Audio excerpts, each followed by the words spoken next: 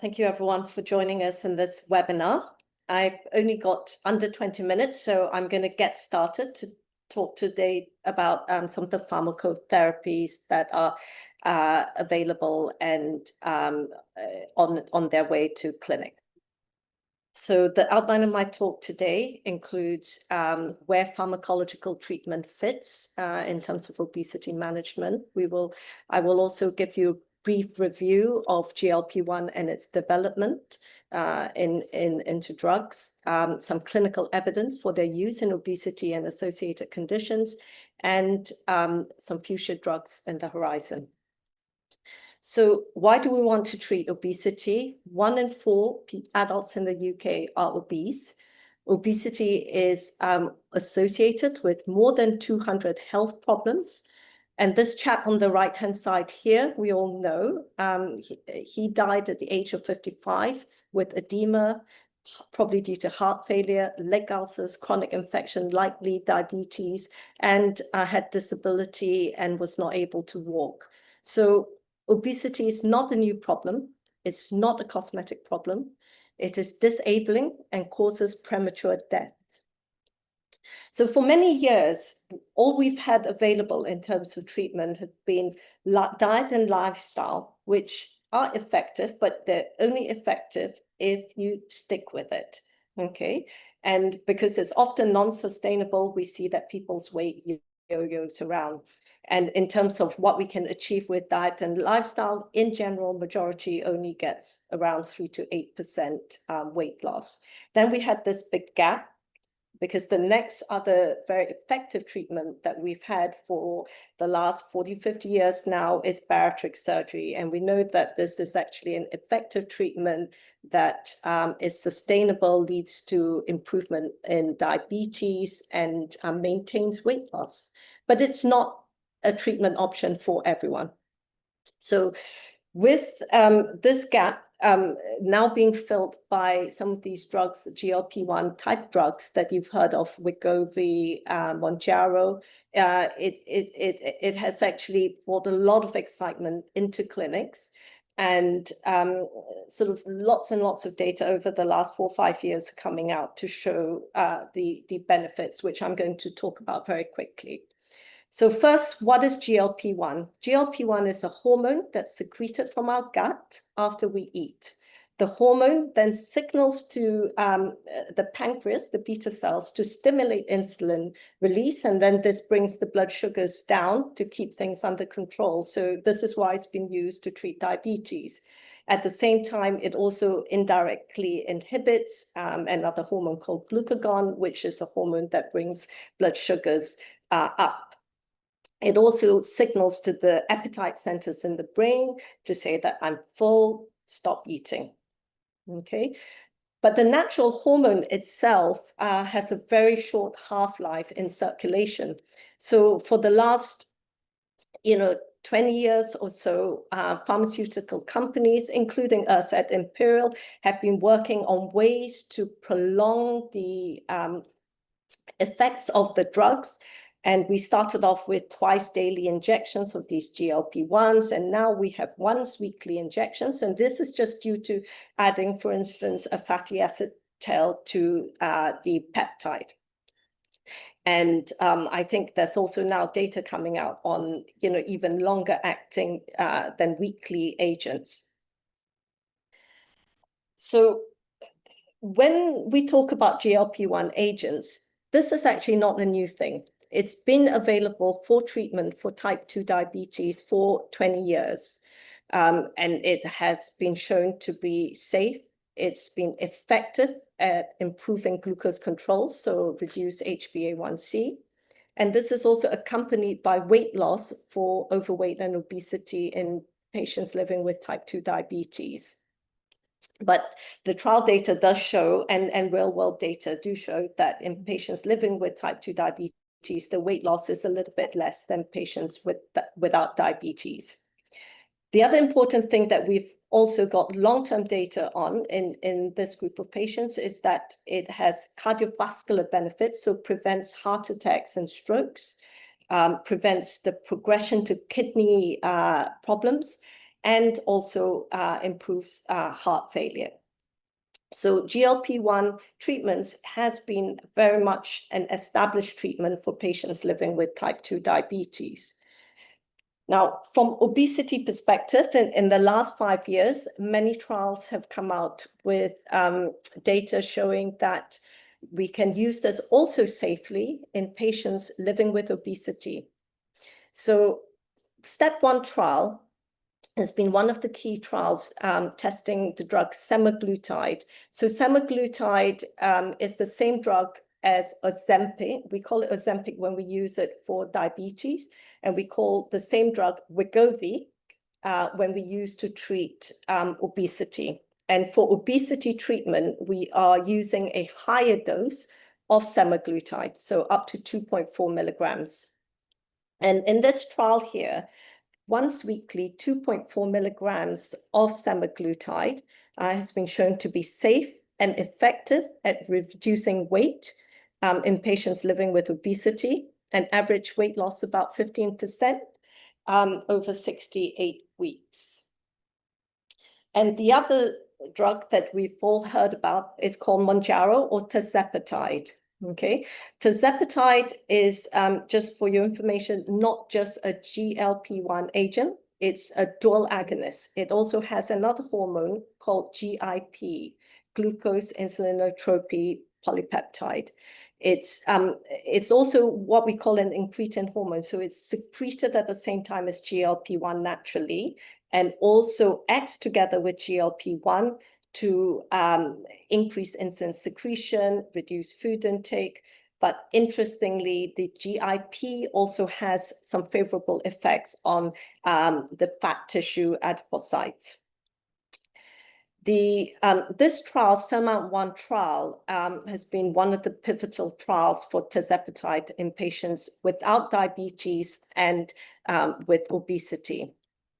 The initial data showed, the excellent results. It had over 20% weight loss after a year of treatment, but we've recently now got further data after 3 years of treatment. And you can see here on the graph on the right-hand side that if you continue on the drugs, you can maintain the weight loss. The amount of weight loss is very much related to the dose of the drug that you're on. You can get, continue, if you're on 5 milligrams, it's maintaining around 12% weight loss. You go up to the next dose, 10 milligrams, getting about 19% weight loss, and 15 milligrams, around 20. So the top 2 doses are fairly similar in weight loss. But what's even more important is that even though these patients with obesity did not have diabetes at the time, we know that over time, obesity is a risk factor to then go on to develop diabetes. But if you're on the drugs, we are suppressing the risk of developing diabetes by 15% compared to people who are not on the drugs. And when we ask, okay, we've got all these drugs, which one's the better drug? Well, SURMOUNT-5 is a head-to-head trial of tirzepatide versus semaglutide. And as expected, and also even if we didn't have the head-to-head trial, we know that it's about 6% better weight loss with tirzepatide. Nevertheless, Novo Nordisk have now sort of released data on higher doses of semaglutide, because if you remember, semaglutide, we were only at 2.4 milligrams. So the higher dose, the step-up trial, have shown that 7.2 milligrams of semaglutide is able to reach weight loss of around 20%. So is weight loss the only goal of obesity treatment? What are the other effects and other medical comorbidities? Well, this class of drugs, I must say, have some very exciting data on all the other multiple health problems. And I'm going to only touch on a few. The SELECT randomized controlled trial here, where we gave semaglutide 2.4 milligrams to people living with obesity, but with pre-existing cardiovascular disease over 4 years. And this trial essentially shows that with treatment, there is a 20% reduction in MACE, 19% reduction all-cause death, 22% reduction in development kidney disease, prevents development of diabetes, and a reduction risk of heart failure. And you can see here on the graph where I've circled here on the right-hand side, even before weight loss has occurred, the primary cardiovascular composite endpoint, there's already divergence in the curve. And the other thing to also point out is that in this trial, the patients actually only achieved on average around 10% weight loss, much less than the other weight loss trials. So what is the drug actually doing? Well, there are lots of mechanisms being proposed in terms of the cardiovascular disease. And the theories include the fact that the drugs can improve glucose control. It reduces postprandial hyperlipidemia. It reduces inflammation, which are drivers of atherosclerosis. There's also some possible direct myocardial protection during ischemia, and also because it has increases natriuresis and diuresis, this also improves blood pressure. But not to also forget that your function, your mobility also improves with weight loss. So there are lots, there's not a specific single mechanism as to how these drugs work. I want to just point this out. This is a nice sort of review written by Naveed Sattar and team, where they've tried to look at the benefits of the drugs and divide them into, is this actually weight loss mediated benefits? So i.e. because you've lost fat mass, mechanical loading, versus the direct effects of the drugs on organs. For instance, the direct effect meaning it acts to increase insulin secretion, it acts on our immune cells to reduce inflammation, endothelial effects, reduces cholesterol, and reduces blood pressure. So they've tried to simplify things, and I think it's not as simple, but it's a nice way to look at it when you're thinking about how to use these drugs for your patients, okay? So for some conditions like osteoarthritis, obstructive sleep apnea, fatty liver disease, hypertension, heart failure with preserved ejection fraction, the thinking based on the trial data so far, weight loss effects is probably more beneficial than the direct effects. Whereas if you're thinking about treating someone with type 2 diabetes or atherosclerotic cardiovascular disease, we're thinking of using these drugs more towards the direct effects versus the weight loss. But of course, weight loss effects are also beneficial.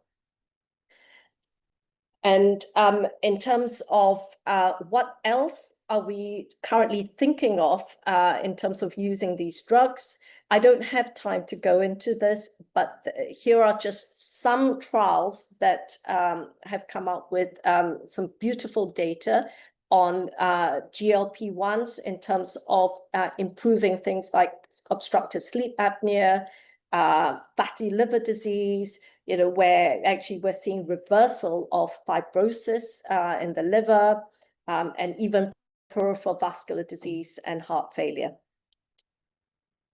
So what else is on the horizon? I'm going to now just talk a little bit about sort of the approaches to future treatments. And this actually is, in fact, an area that we have been working on at Imperial College for the last sort of 30, 40 years. And, my previous mentor, Professor Steve Bloom, has also focused on this. And essentially, it's been looking at multi-agonism, multiple hormones, because actually using the human as a model, these hormones are not released in isolation. They are all released in combination.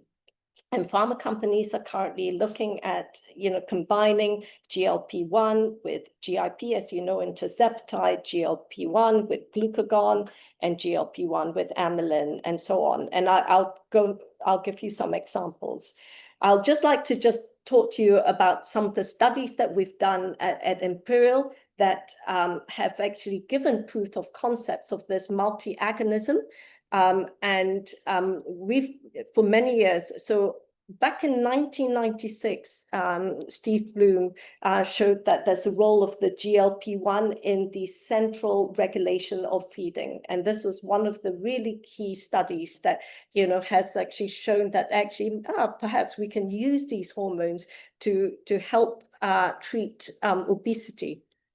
And since then, we've generated multiple studies, and some examples include we've, showed that combination of GLP-1 and glucagon can increase energy expenditure, reduce food intake synergistically in men.